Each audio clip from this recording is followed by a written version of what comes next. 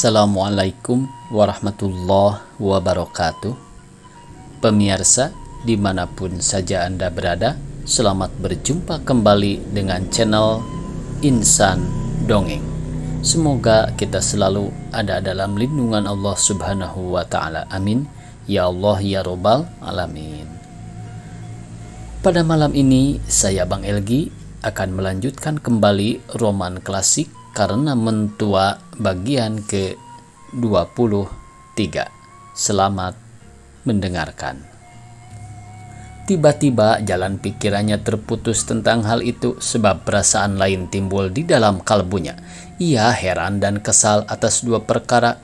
Pertama, heran akan laku mak guna memperagakan anaknya yang telah bersuami, telah berpuna, dan kedua, kesal akan ejekan Rahim terhadap kepada istrinya. Dunia sudah terbalik agaknya, katanya sambil menggelengkan kepalanya. Masa ibu sendiri mengadu-ngadu anaknya yang bersuami dengan laki-laki yang beristri, dan tentang istriku, dunia, oleh karena orang iri hati atau hanya karena dia bukan perempuan Minang? Akan tetapi perasaan demikian tinggal jadi perasaan saja, tiada menimbulkan suatu kesimpulan. Dalam pada itu waktu berjalan terus jua. Pada hari Ahad sejak pukul 3 petang orang sudah berkumpul-kumpul di tepi laut dekat Purus. Laki-laki, perempuan, tua, muda, sama ada orang Bumi Putra, Tionghoa, Belanda, Arab, dan Keling. Makin petang hari orang makin ramai juga. Kendaraan silih berganti. Sejak dari jalan Belantung, Keci, Damar, Para Kerambil, dan Muara, sehingga polisi bekerja keras akan mengaturkan lalu lintas.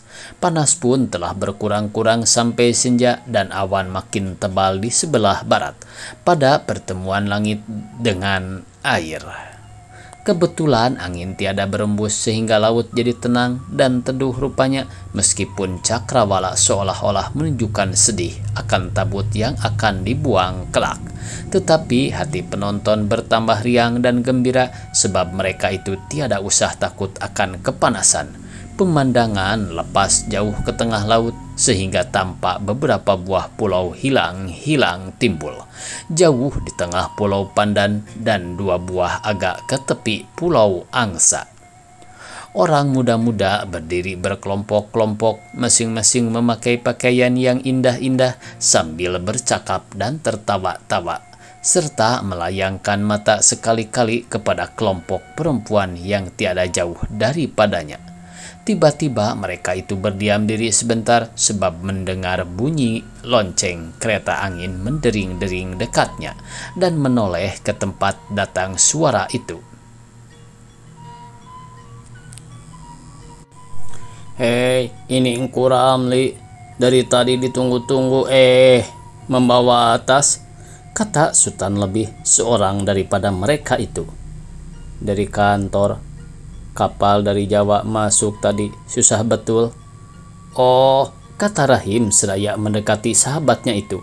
Mas, hari Ahad bekerja juga, ini lain tidak akal saja. Supaya Raden Ayu tidak mengikut. Jangan berolok-olok juga, Him. Lebih baik engkau teruskan ceritamu tadi. Aku dengar engkau mendongeng. Apa katamu? Orang berkelahi malam itu? Betul, Li. Bohong. Sayang Raden Ayu tidak kau bawa akan jadi saksi. Akan melihat keramaian ini. Tetapi memang akalmu saja, dan aku tahu sudahi siapa gerangan namanya, Li. Aku cari-cari malam itu tak bertemu lagi. Di mana rumah adikmu itu?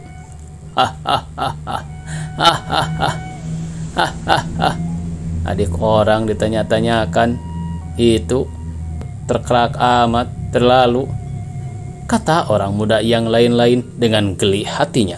Dalam pada itu Rahim belum puas lagi memperolok-olokkan sahabatnya, lalu berkata pula dengan tak menaruh kasihan, sungguh tentu engkau sudah berjanji akan bersua dengan dia di sini, bukan Li? Muka Ramli merah seperti bunga raya, lebih-lebih ketika mendengar tertawa kawan-kawannya dan melihat orang-orang yang berkeliling sudah memandang belaka kepadanya. Bukan buatan panas hatinya, tambahan pula malunya tak terperikan. Mau ia melompati rahim seketika itu juga, akan tetapi tiba-tiba marahnya itu ditahannya. Ia berkata dengan sabar sambil tersenyum masam. Memang nakal engkau, Him. Ingatanmu ke sana saja. Nah, itu tabut sudah datang, katanya pula, seraya mendorong kereta anginnya dengan segera. Sebuah tabut kelihatan terlonjak-lonjak di tengah-tengah lautan manusia dan menuju arah ke tepi pantai. Gemerlapan rupanya. Serentak dengan lonjak itu kedengaran bunyi tasa, dol, suling, dan teriak Hasan Hussein riuh rendah gegap gempita. Sesampai ke tepi laut, tabut itu pun berhenti dan bunyi-bunyian diam hening. Hanya kedengaran bunyi langkah dan deru dengung orang banyak yang datang berkerumun ke dekat arakan itu, akan melihat keindahannya. Yang datang mula-mula itu ialah tabut berok bertingkat dua, bergambar borak dan berukir-ukir kertas telur. Amat indah rupanya. Kemudian tiba pula berturut-turut tabut belakang tangsi, tabut kampung Jawa, dan lain-lain. Sekaliannya itu diletakkan berjajar-jajar, supaya dapat dipandangi oleh sekalian umat dengan pandangan penghabisan. Memang sebab sejurus kemudian segala arakan itu pun dibuang masuk laut dengan ratap dan tangis dan ratap perceraian. Keramaian habis, hari pun telah senja, matahari sudah terbenam, api lampu mercusuar telah berkelip-kelip di Pulau Pandan. Padam hidup, berantara-antara selama menghitung dari 1 sampai 25. Sekalian orang mulai berangkat pulang berduyun-duyun, berasak-asakan, laki-laki dan perempuan bercampur baur, seruak menyeruak dan dahulu mendahului. Ketika itu Ramli berdiri memegang kereta anginnya di pinggir jalan, seraya melayangkan mata ke kiri dan ke kanan, seakan-akan ada barang sesuatu yang dicarinya. Pada air mukanya terbayang gelisah hatinya. Tiba-tiba bahunya tersinggung dengan bahu orang lain, dan bau harum-haruman pun sampai ke hidungnya.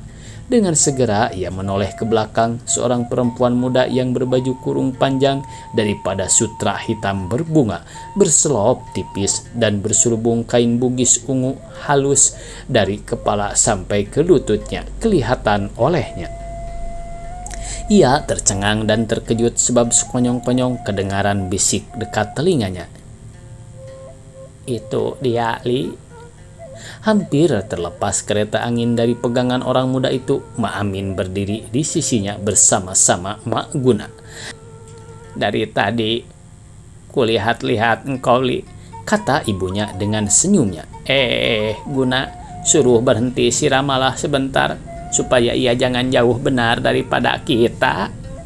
Seketika itu juga Maguna berseru kepada anaknya, dan perempuan muda yang lalu berundung-undung kain bugis itu pun berhenti dan menoleh kepada ibunya.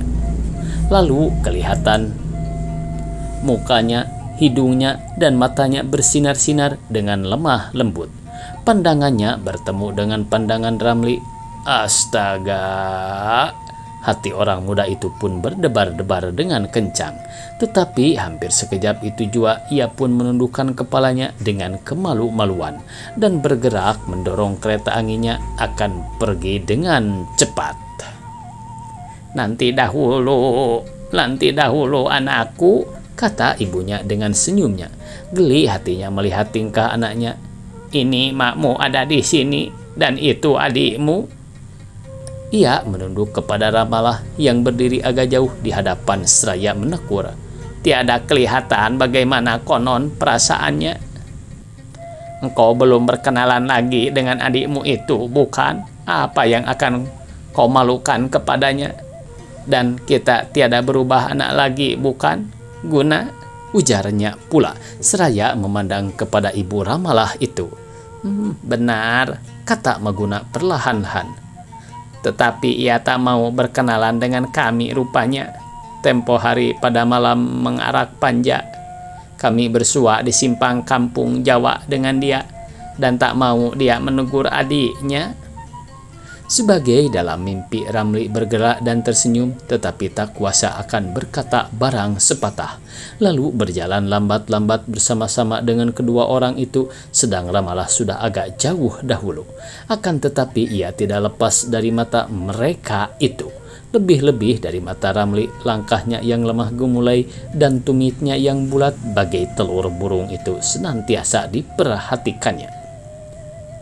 "Nah," bisik Maamin pula ke telinganya, "apa kataku? Bukankah amat elok parasnya?"